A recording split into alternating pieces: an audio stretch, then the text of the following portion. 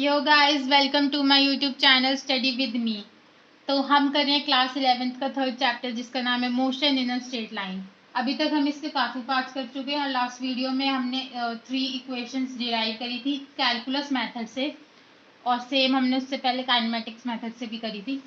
तो हमने जो 3 इक्वेशंस डिराइव करी थी, अब उन्हें इम्प्लीमेंट करने का टाइम आ गया है कि वो कैसे इम्प्लीमेंट होगी। न्यूमेरिकल करेंगे हम कि किस तरह से सॉल्व होगा। न्यूमेरिकल करने से क्या होता है, हमारा कंसेप्ट क्लियर हो जाता है। तो let's start the numerical.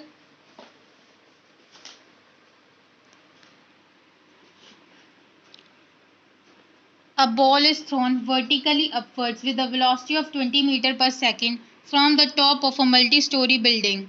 The height of the point from where the ball is thrown is 25 meters from the ground. How high will the ball rise and how long will it be before the ball hits the ground?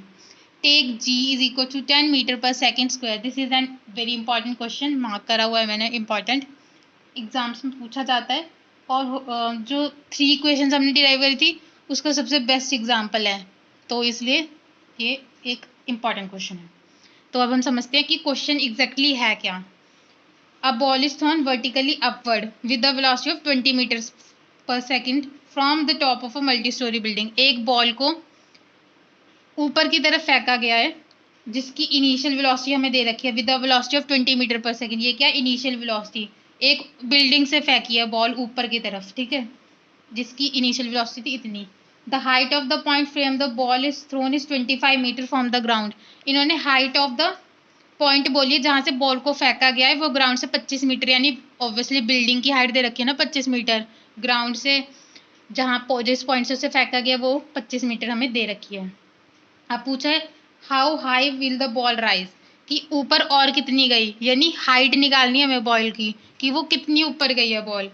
और next point में हमें निकालनी है, B point में, how long will it before the ball hits the ground.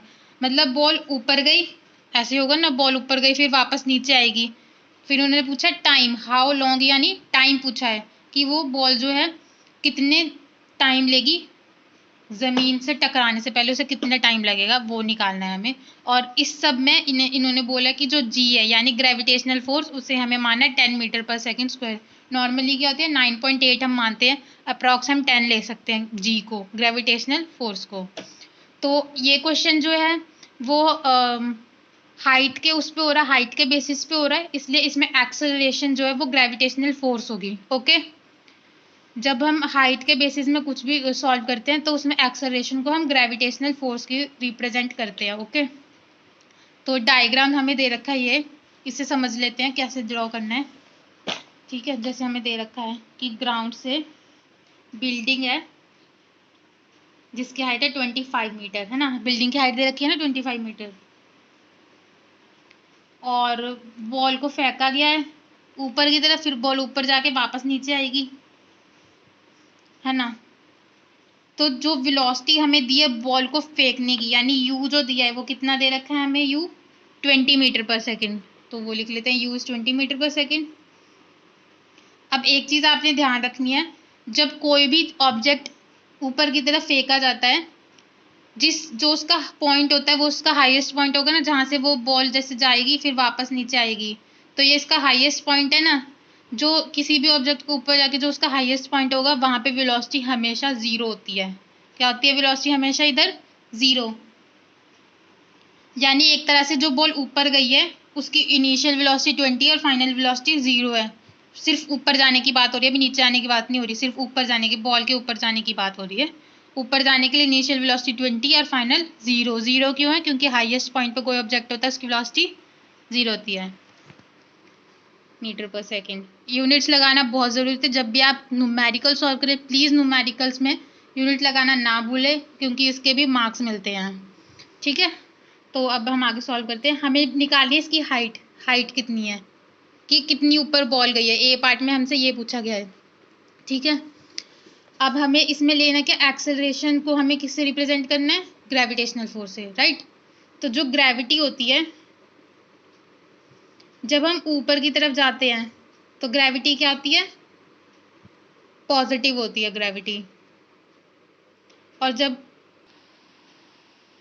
Positive नहीं वो negative होती है। ओके, नेगेटिव ग्रेविटेशनल फोर्स होती है जब हम ऊपर की तरफ जाते हैं। इसको मैं ठीक कर देती हूँ। नेगेटिव, जब हम ऊपर की तरफ कोई ऑब्जेक्ट डालेंगे तो उस पर ग्रेविटेशनल फोर्स नेगेटिव लगेगा, बिकॉज वो अर्थ से दूर जा रही है चीज़, तो दूर जा रही है तो माइनस। अब जब अर्थ के पास आएगी, अगर नीचे की तरफ ऑब्जेक्ट आएगा तो उसमें ग्रेविटेशनल फोर्स लगेगा पॉजिटिव। ये मैं क्यों बता रही हूँ, ये साइन है कि ऑब्जेक्ट ऊपर की तरफ जा रहा है तो हम उसमें एक्सेलरेशन को माइनस में लेंगे, यानी ग्रेविटेशनल फोर्स को उसमें माइनस लेंगे। जब ऑब्जेक्ट नीचे आएगा तो उसमें हम ग्रेविटेशनल फोर्स को पॉजिटिव लेंगे। तो न्यूमेरिकल सॉल्व करने से पहले हम पहले इक्वेशंस लिख लेते हैं, जो 3 इक्वेशंस होती हैं। v is equals to u plus a t, s is equals to u t plus half a t square, and v square is equals to u square plus 2as, और हमें g दे रखा है 10 metre per second square. और एक बात और ध्यान रखनी है, जब न्यूमेरिकल कर रहे हैं पहले गिवन लिखना है। गिवन हमें क्या गिवन है, सारा कुछ लिखना है। अब आप छोटे बच्चे तो होने की मुझे बताना पड़ेगा कि गिवन में क्या क्या लिखना है। गिवन में क्या लिखेंगे, height of the tower 25, points मान लीजिए ना इसे कि ये पॉइंट है ओ, ये पॉइंट है ए, ये पॉइंट है बी, ये पॉइंट सी, नहीं बी है एक तरह से, दोनों बराबर ही हैं। फिर वापस, ठीक है, ऐसे इसे मान लेते हैं। ऐसे पॉइंट मान के लिख लीजिएगा कि ओ हमें 25 दिया है। Initial velocity of throwing ball upward in upward direction you हमें 20 दिया है। हाईएस्ट पॉइंट पे वेलोसिटी 0 होती है। तो ये सब बताने की जरूरत नहीं है, ये आप लिख लीजिएगा। ओके, अब हमने कर लिया, इसको पूरा प्रॉपर नाम दे देते हैं ओ ए बी सी, और इसे डी दे देते हैं। ठीक है, पूरे प्रॉपर पॉइंट्स हमने दे दिए।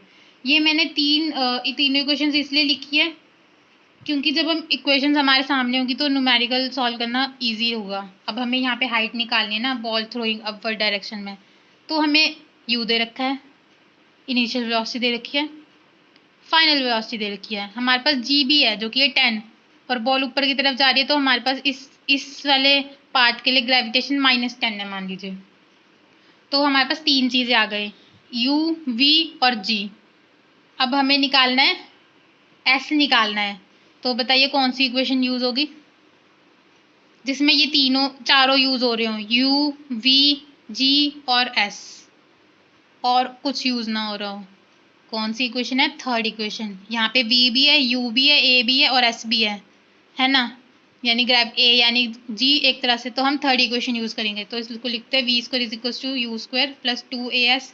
वैल्यू डालेंगे, वी की जगह 0 का स्क्वायर, यू की जगह 20 का स्क्वायर, 2 ए की जगह -10, ग्रेविटेशनल फोर्स ऊपर की तरफ जा रहा है, ग्रेविटी का होगी माइनस, ऐसा हमें कैलकुलेट करना है। ये तो हो गया 0, ये हो गया 400, 20 का स्क्वायर इज 400, मल्टीप्लाई करा कितना आया 20s। ठीक है, अब ये माइनस से इधर आके क्या हो गया plus, 20s is equal to 400, s कितना आ गया 400/20, और फाइनली एस क्या आया, ओ सॉरी 1, और ये 20। अब यूनिट क्या आएगी, मीटर, क्योंकि सारा कुछ हमने मीटर सेकंड में करा है ना। कितनी आ गई displacement, 20 metre per second. 20 metre की बॉल ने कितना डिस्टेंस कवर किया है, 20 मीटर का, यानी ए बी कितना है 20, यहाँ लिख लेते हैं 20 मीटर, ये जो है 20 है। ठीक है, एक पार्ट हमारा सॉल्व हो गया। अब move to the next part. Next part क्या है, how long will it be before the ball hits the ground, time निकालना है। अब इन्होंने बोला हाउ लॉन्ग, यानी कि ऐसे नहीं बोला कि आपको सिर्फ ऊपर यहाँ से नीचे आने का। बॉल तो यहाँ से फेंकी गई है ना, पूरी बॉल फेंकी गई है, पूरा टाइम लेंगे ना हम। बॉल पूरी फेंकी गई है तो पूरा टाइम लेंगे। तो हमें एक तरीका है कि हम पहले इतने का टाइम निकाल लें, फिर बाद में इतने का टाइम निकाल लें। ओके, तो हम ऐसे ही करेंगे, फिर दोनों को ऐड कर देंगे। तो इसका टाइम निकालने के लिए हमारे पास यू भी है, वी भी है, जी भी है, एस भी है, हमें टी निकालना है। ये चारों हैं और हमें टी निकालना है। अब ये पांचों कहाँ यूज हो रहे हैं, या फिर देख लो कि कौन सा कहाँ यूज हो रहा है जिससे हम टाइम इजीली कैलकुलेट कर सकें। फर्स्ट वाली इक्वेशन कर सकते हैं ना, ईजी है करने को भी। ठीक है, तो हम इससे टाइम निकालेंगे। अब v is equal to u plus a t. V क्या है 0, यू क्या है 20, प्लस ये क्या आएगी -10, क्योंकि अभी हम अपवर्ड डायरेक्शन का टाइम निकाल रहे हैं ना, तो ग्रेविटी माइनस ही है यहाँ। और टी हमें कैलकुलेट करना है, कितना आ गया 20 - 10t। ये माइनस इधर आके क्या हो गया plus, 10t is equal to 20। T की वैल्यू कितनी आ गई 2 सेकेंड्स। अभी हमने टी की वैल्यू 2 सेकेंड निकाली है कि बॉल को इधर ए पॉइंट से बी पॉइंट तक पहुंचने में 2 सेकेंड लगते हैं। ठीक है, तो 2 सेकेंड। हमें सी से डी तक का निकालना है कि पूरा उसे नीचे आने में कितना टाइम लगेगा। तो उसके लिए टाइम निकालने के लिए हमारे पास क्या क्या है, हमारे पास एक तरह से यहाँ के लिए तो ये फाइनल वेलोसिटी थी, बट जब बॉल नीचे आएगी तो उसके लिए तो ये इनिशियल वेलोसिटी हुई ना, इधर से बॉल नीचे आ रही है, तो ये इस तरफ के लिए यू क्या है 0। जब बॉल ऊपर से नीचे आ रही है, हाईएस्ट पॉइंट से नीचे आ रही है ना, तो वेलोसिटी 0 है। नीचे की वेलोसिटी अभी हमें पता नहीं है कि कितनी है उसकी वेलोसिटी। ठीक है, हाइट हमें पता है एक तरह से, ज़रा गौर कीजिए हाइट पे। O A plus A B is equal to C D ना। जितनी हाइट ये उतनी, जितनी बॉल को ऊपर से जा रही है उतनी तो नीचे आ रही है ना, हाइट तो हमें पता ही है। टावर की हाइट कितनी थी, ओ ए कितना था 25, ए बी कितना हमने कैलकुलेट करा था 20 मीटर, तो 25 + 20 इज 45 मीटर, यानी सी डी की हाइट कितनी है 45 metre. C D is 45 metre, है ना। कैलकुलेट यहाँ लिख लेते हैं हम, C D is equals to O A plus A B. तो ओ ए कितना है 25, ए बी हमने निकाला 20, तो सी डी की हाइट कितनी आ गई 45 मीटर। ठीक है, सी डी हमने कैलकुलेट कर लिया 45 मीटर, यू हमने निकाल लिया, जी हमें पता है। अब नीचे की तरफ आया तो कितना हो गया 10 metre per second square, plus के फॉर्म में आएगा। ठीक है, अब हम पहले निकाल लेते हैं फाइनल वेलोसिटी। ठीक है, फाइनल वेलोसिटी निकालेंगे। इनिशियल वेलोसिटी हमारे पास है, हाइट हमारे पास है, ग्रेविटी हमारे पास है, हमें वी निकालना है। फिर से कौन सा फॉर्मूला यूज होगा, थर्ड वाला ही। इसमें हमारे पास ए भी है, एस भी है, यू है, वी निकालना है ना। तो ये वाली इक्वेशन यूज करेंगे, v² is equal to u² plus 2as। V हमें निकालना है तो वी को ऐसे लिखेंगे, u हमें पता है 0, 2, ए जो है 10 आएगा क्योंकि ग्रेविटेशनल फोर्स g नीचे की तरफ आ रहा है, डाउनवर्ड डायरेक्शन है तो पॉजिटिव। ठीक है, डाल दिया पॉजिटिव। एस की वैल्यू हमने कैलकुलेट करी है 45 आ गई। v² इज इक्वल टू, ये तो 0 ख़त्म ही हो गया, ये कितना आ जाएगा, मल्टीप्लाई करते हैं इसे, 45 × 2 कितना आता है 90, तो यहाँ क्या आ जाएगा 900। ये स्क्वायर है, यहाँ के स्क्वायर जब हटता है तो दूसरी तरफ क्या आ जाता है रूट। 900 का रूट स्क्वायर कितना आता है 30, तो आंसर कितना आ गया 30 meter per second. Okay, velocity, final velocity आ गई, बॉल जब नीचे आई है वो क्या है 30 मीटर पर सेकेंड। ठीक है, अब हमारे पास इनिशियल वेलोसिटी भी है, फाइनल वेलोसिटी भी है, टाइम भी है, डिस्प्लेसमेंट भी है, एक्सेलरेशन भी है। अब हम क्या निकाल सकते हैं, ओह टाइम नहीं है हमारे पास, हमें टाइम निकालना है, तो हम टाइम निकालेंगे। अब टाइम निकालने के लिए कौन सा फॉर्मूला, फिर से फर्स्ट वाला यूज़ करेंगे, ईजी है ना क्योंकि। तो v is equal to u plus a t. V कितना कैलकुलेट करा है अभी हमने 30। अभी हम जो टाइम निकाल रहे हैं वो टाइम निकाल रहे हैं ऊपर से नीचे आने का टाइम कितना लगा उसे। हमने यहाँ से यहाँ जाने का टाइम निकाल लिया, तब ऊपर से नीचे आने का टाइम हम निकाल रहे हैं, फिर बाद में ऐड करेंगे तब टोटल आएगा। तो अभी हम नीचे आने का टाइम निकाल रहे हैं। v कितना 30 कैलकुलेट करा, u 0 था, 10, t निकालना है, 30 is equal to 10t, t is equal to 3 second. Okay, time आ गया 3 सेकेंड। अब ये वाला टाइम जो है अपवर्ड डायरेक्शन का टाइम है और ये टाइम है डाउनवर्ड डायरेक्शन का, दोनों को प्लस कर देंगे तो टोटल टाइम कितना आ जाएगा 5 सेकेंड्स। 2 + 3 इज 5 सेकेंड, यानी तो उस पूरी जो बॉल हमने थ्रो करी है टावर से हाईएस्ट पॉइंट, फिर हाईएस्ट पॉइंट से नीचे आने में उसे टोटल 6 सेकेंड्स लगे हैं, सॉरी 5 सेकेंड लगे हैं टोटल, तो टोटल टाइम इज़ 5 सेकेंड। तो इस तरह से ये न्यूमेरिकल सॉल्व होता है। काफ़ी इजी था, इतना भी डिफ़िकल्ट नहीं है, अगर आप ध्यान से समझने की कोशिश करेंगे तो काफ़ी इजी न्यूमेरिकल है ये। और न्यूमेरिकल से क्या होता है कि हमारा कंसेप्ट क्लियर हो गया, जो तीनों इक्वेशन थी हमने सॉल्व कर लिया ईजिली कि किस तरह से उन्हें करना है, हमें पता लग गया यूज़ कैसे करना है, तो ये सबसे बेस्टेस्ट वे होता है कि आप पहले तीनों इक्वेशंस को लिख लें, फिर इक्वेशन सॉल्व फिर न्यूमेरिकल सॉल्व करें। उससे क्या होता है कि अच्छे से समझ आ जाता है। ओके, तो अब हम नेक्स्ट करेंगे free fall. So free fall okay, free fall होता क्या है? नॉर्मली हमने कोई ऑब्जेक्ट को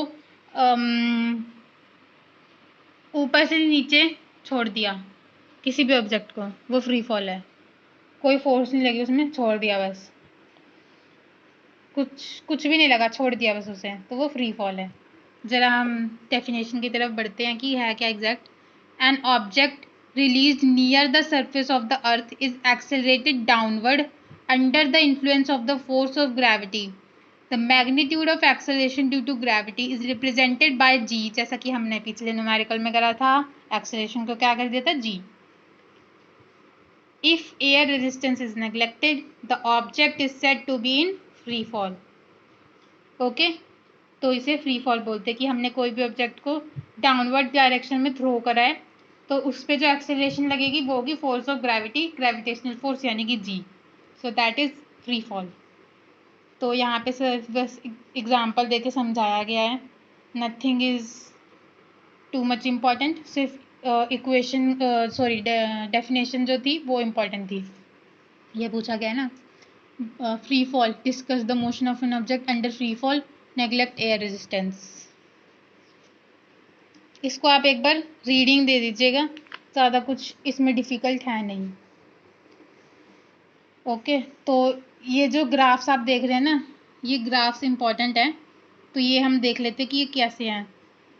motion of an object under free fall, जो इससे पिछले वाला था ए पार्ट, दिस ग्राफ, ये क्या है, variation of acceleration with time.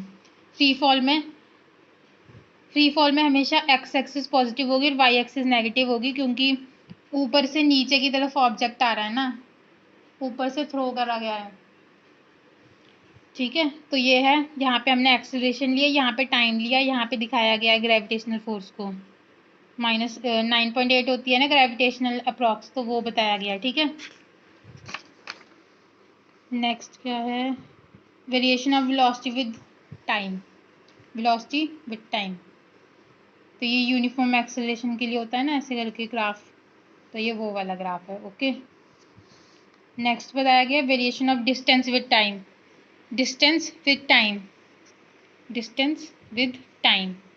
तो ये थोड़ा इसके कर्वी ग्राफ बन रहा है, थोड़ा जो इसकी कर्व है थोड़ी कर्व के उसमें जा रही है, तो ये डिस्टेंस और टाइम ग्राफ है। मोस्टली जो पूछा जाता है ऐसे ही पूछा जाता है, डिस्टेंस टाइम ग्राफ बता दीजिए, वेरिएशन डिस्टेंस टाइम ग्राफ बता दीजिए फ्री फॉल के लिए, एक्सेलरेशन टाइम के लिए फ्री फॉल में, ये सभी पूछा जाता है, डेफिनेशन पूछी जाती है। तो ऐसा कोई ज़्यादा इम्पोर्टेंट इसमें कुछ नहीं है, ये था जो मैंने आपको बता दिया, सिर्फ इम्पोर्टेंट ही करना ज़रूरी है, बाकी जो है आता नहीं है इतना, तो वो मैंने आपको बता दिया है। तो आज की वीडियो यही ख़त्म करते हैं। Thank you so much for watching my video. Please support करें, सब्सक्राइब करें, अपने फ्रेंड्स को शेयर करें वीडियो, ताकि वो भी ईजिली जो है अपने टॉपिक्स क्लियर कर पाएँ। और कुछ आपको समझ नहीं आता, आपको कोई सजेशंस देनी है, तो आप मुझे कमेंट करके ज़रूर बताएं। और thank you so much guys, must like, comment, share and don't forget to subscribe my channel. Thank you so much.